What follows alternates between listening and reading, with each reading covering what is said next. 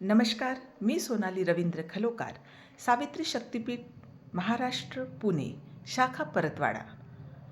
11 April 2026 Mahatma Phule यांची 200वी जयंती शुभारंभ होत आहे. त्यानिमित्ताने महात्मा फुले यांनी त्या काळी अखंडाद्वारे मोठे प्रबोधनात्मक कार्य केलेले आहे. ते आजही किती उपयुक्त आहे ऐका. त्यापैकी एक अखंड व त्याचा भावार्थ.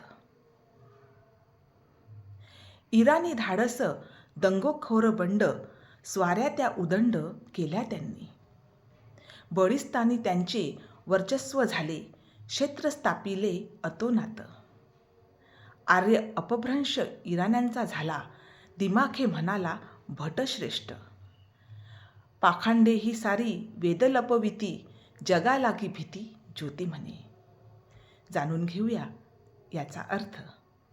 उमराच्या झाडावर अनेक पक्षी व प्राणी राहतात. ते झाड सर्वांना अन्न देते आणि कोणताही भेदभाव करत नाही. त्या झाडावर मोठे, लहान, श्रेष्ठ, कनिष्ठ सर्व जीव राहतात. कोणालाही कमी लेखले जात नाही. उमराचे झाड फार सहनशील व क्षमाशील असते.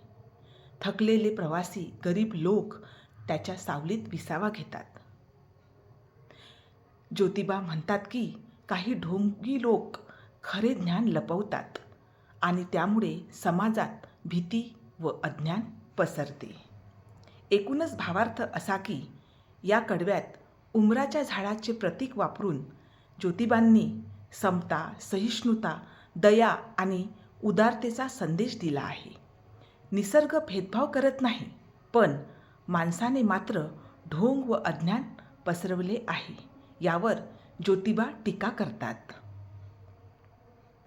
महात्मा फुले यांनी दिलेला संदेश आजही उपयुक्त असून आपण सर्वांनी त्याचा आपल्या जीवनात अंगीकार केला पाहिजे, असे मी सावित्री शक्तीपीठ, पुणे, महाराष्ट्राच्या वतीने आपणा सर्वांस विनंती करते. जय ज्योती, जय सावित्री.